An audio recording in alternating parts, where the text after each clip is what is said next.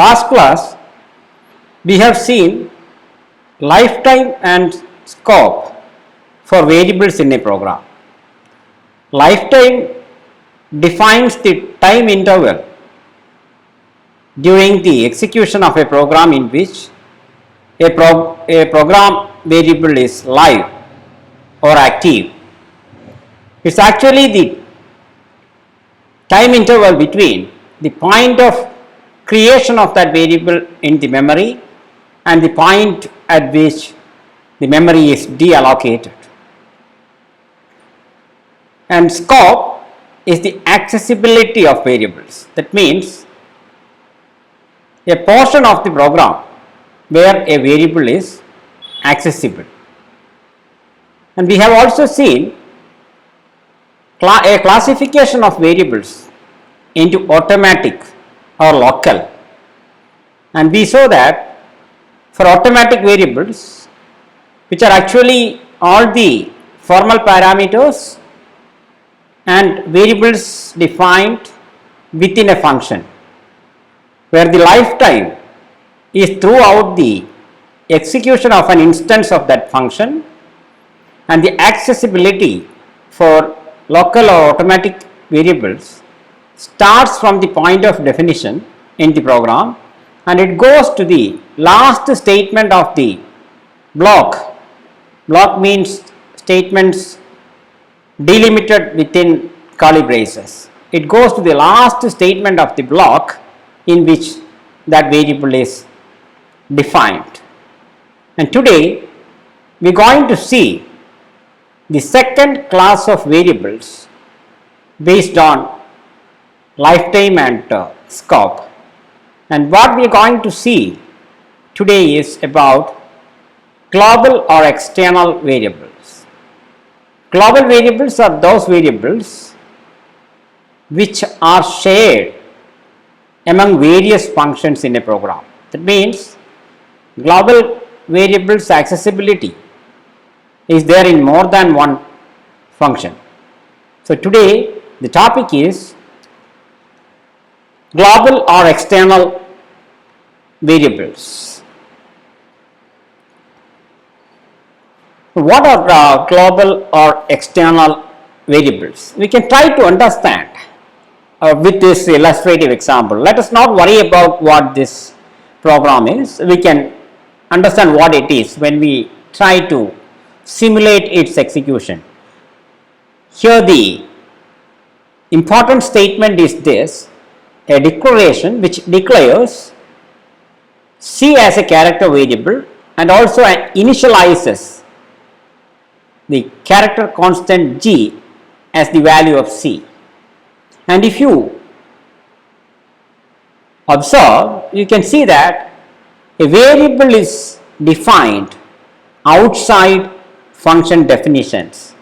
So here there are two functions, foo and mean, and the variable C is declared outside both of these function definitions, and these are called external variables. The variables which are defined outside function definitions are called external variables.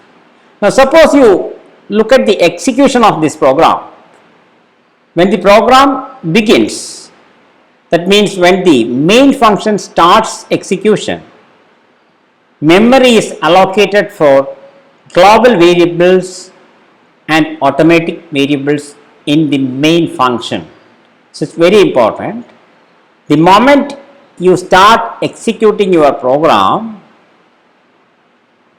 you are actually creating an instance of your main function, and the moment the instance of the main function of the program is created, memory is getting allocated for all global variables and local or automatic variables declared in the main function only. That means which are all the variables in the main function and also global variables, they are getting memory allocated. And here you note that both the main function and a global variable, both the main function and the program defines a variable with the name small c. So, small c is here defined as a global variable, but main function also declares a variable with the same name, and which is allowed, and not that these two are getting two different memory allocations, one at 500 in the memory and another one at 750 in the memory. So, here you can use a different data type, it does not matter. So, these are two different variables, but they are having the same variable name, just like what we saw in the last class about local or automatic variables. Within a function, you can have multiple variables with the same name, provided they are defined in different blocks or compound statements, just like that. We will see more about it, and why I say it is question mark is because only memory is getting allocated, and this assignment happens only when the control reaches to that point. But the global variable which is initialized and is getting that value. Now, if you proceed down in the main function, the first executable statement is this, which is called to the function foo. You know what is going to happen if you execute that statement. The program control gets transferred to the function foo, and not that no memory is allocated for variables because foo is not having any automatic or local variables defined. It is accessing a variable which is a global variable, not that c is accessed which is a global variable accessible to that function. So, no other variables are declared in foo. So, when its instance is created, no more memory allocations are given to the variables in it because no variables are there. And if you proceed down, you are coming to the first executable statement, which is printf, and what you are trying to print? You are trying to print that c in foo, then a colon and the value of c. And what is now the value of c? It is capital G, because this is a global variable, its value is capital G, and foo is able to access that global variable. So, if you print, you will get that value. The definition of a global variable like this extends to all functions which are defined after the definition of the global variable, meaning the scope or accessibility of the global variable starts from the point of definition, and it goes all the way down to all the functions which are defined after that global variable. So, it is accessible to both foo and main. Hence, if you print, you will get the value capital G printed. And now see what is the next statement. Now, you are going to modify a global variable within a function, which is also possible because C is accessible. So, if you execute, capital E, the character constant capital E will be copied to that memory location. So, that is what happened. Now, you finished executing the function foo, the control is going to be transferred back. Okay. Now, you are proceeding down in this function. What is next? Next is a printf statement, which again tries to print the value of the variable C. Note that in this function, another character variable with the same name is defined, but only after this printf. So, to this printf, what is accessible is the global variable C. So, what will be printed? You can see that capital E, the value of the global variable is getting printed. And now, note that the changes made to external variables by a function gets reflected in all other functions where the global variables are accessible. For example, here we saw that C is a global variable which is accessible to both foo and main, and within foo, in the last invocation, we have changed the value of C as capital E, and that is reflected in the memory. And when it comes to the main function after that, because you are accessing the same memory location from here, you are getting the new value. And if you proceed down, you can recall that a function can define a local or automatic variable with the same name of a global variable like this. Here we already have a global variable small c which is accessible to the function main, but main is going to define its own variable c, and in such a case hereafter in main, whenever you say c, its local variable c from 750 will be accessed, not from 500. Okay. So now if you execute this assignment, the character constant capital M will be copied into its memory location. Okay. So you are getting capital M here, and you are coming down to the next statement, which is a printf, and what it is trying to print is C in main after redefinition, because C is redefined by this statement. So what will be getting printed? Capital M will be getting printed. Why is it so? Because after this definition, the C which is accessible to main is its local C. Okay, and then it finishes its execution. So what we saw is that global variables are those variables defined outside function definitions, and they are accessible to all functions which are defined after the definition of that particular global variable. So global variables can be accessed from various functions, and the changes made to a global variable within a function is reflected in all other functions where the variable is accessible. And we also saw that a function can have a local variable with the same name of a global variable. In that case, from the point of definition of the local variable in the function, downwards that particular variable will be accessible, and that is what we saw. And now we can proceed and see what we observed from global variables. Variables which are defined in the program outside function definitions are interpreted as global or external variables, because if you look at a particular variable from a function which is external to that function which is defined outside, it is also named as global in the sense that it is global to all the functions. You can make it such that it is globally accessible to all the functions. Now you can see what is the lifetime for external variables. That means when external variables are getting memory allocated or created, and when they are killed or memory is taken back.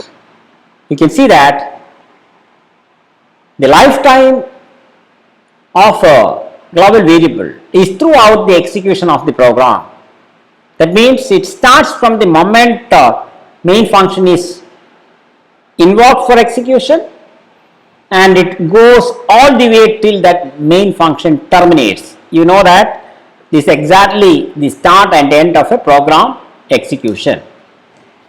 Now if you look at the timeline, the system clock starts from time 0 and it goes all the way to the right. And suppose your program is getting executed from time point M to time point N. That means the operating system is progressing like this. At this point of time, this program is called for execution, and the program executes till the time point N. And when I say execution of a program, if it is a C program, we know that it is actually the execution of the main function in that C program. So the main function starts at this point and goes till this point. Now suppose there is another function foo which is called during the execution of the main program. The main program is making a call to the function foo, and then foo executes for some time and finishes at time point j. Then again the main function resumes and executes, and suppose at some time here it calls another function bar. So what will happen at time point k within main? It calls bar, it goes for some time, and assume that the function bar terminates at time point L. Then again the control comes back to the main program or the main function, and it continues, and finally assume that it finishes at time point N. Okay, and in general there could be finitely many functions called from main or from within foo or bar, etc. And we are interested in knowing what will be the lifetime of global variables in this program. It's a lifetime. We saw that for all the global variables, memory is allocated at the moment when the main function is invoked for execution, and the lifetime of all the global variables extends to the last point of execution of the main function. So that is the lifetime. So global or external variables get killed or memory is taken back only when the program terminates. So this is the difference. For automatic variables, only during the execution of one instance of the function in which that variable is created. For example, if a local or automatic variable is created within foo, the lifetime is from I to j. If it is within bar, lifetime is from k to L. And if you are looking at a global variable, it is from m to n, the starting and ending point for the execution of the main function. Now look at the scope, which is accessibility, where the global variables are accessed. We saw that scope or accessibility of an external variable defined in a program extends from the point of definition. It starts from the point of definition of that global variable, and it goes all the way to the last function which is defined in the program text. So it starts from the point of definition and it extends to all the functions which are defined after the definition of the global variable. We can see an example. Here is an example. There are many functions are there: main, foo, bar and display. And look at this global variable GA, which is defined after main. That means the accessibility starts from this point only. That means it is accessible to foo, bar and display, but not accessible to main. If you want it accessible to main also, you have to take it to this point. That's it. And here not that, the lifetime is throughout the execution of the main function, even in this case, but the accessibility is confined to these three functions. I hope you are getting me. And now you have to remember that the declaration of an automatic or local variable in a function overrides the definition of a global variable with the same name. That means, suppose you have the same variable name GA defined in bar, then this is getting redefined. The new variable will be accessible to that function after its definition. And unlike automatic variables, the default initialization value for an external or global variable is 0. If you look at a numeric global variable, even if you are not initializing, it's getting 0 as the initial value. But for automatic variable, you cannot assume that it is 0. It could be any possible value, but in C, for global variables, the default value is 0. Now we can look at another example. Now you see that here you have two variables defined as global, and because it is defined here, both A and B are accessible to interchange and main.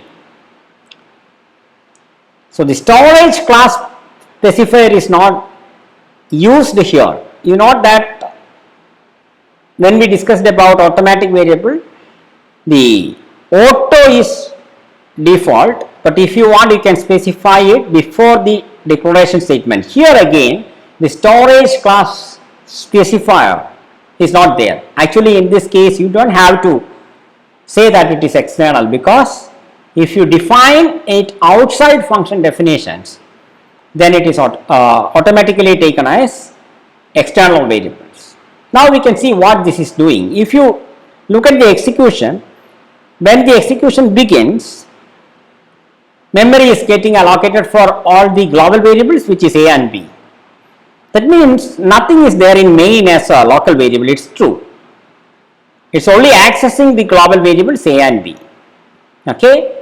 So because it is not initialized, sorry for the question mark, it must be 0 0, not question mark. Sorry for that. It must be 0 and 0. Now when it comes to this point, it's assigning 10 and 20 respectively. If you execute, you will get 10 and 20. Then it is printing that value, a is equal to 10, b is equal to 20. Then it is calling interchange. It comes to this point, not that now a memory is allocated for a local variable in interchange. There is a local variable temp getting memory allocated. And because no initialization, here it is question mark. Now if you proceed down in interchange, first is an assignment statement saying temp is getting the value of a. So temp will get 10. What is next? It is saying you assign the value of b to a. What is b now? 20 to be assigned to a. If you execute, 20 will come here.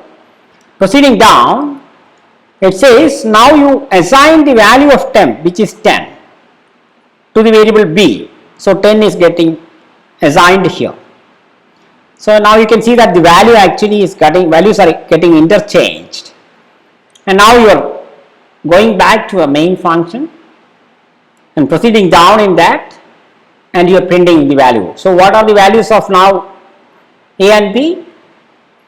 20 and 10. Just to give you an example that how external variables can be used for data sharing between two functions. So whatever you change here is reflected over here.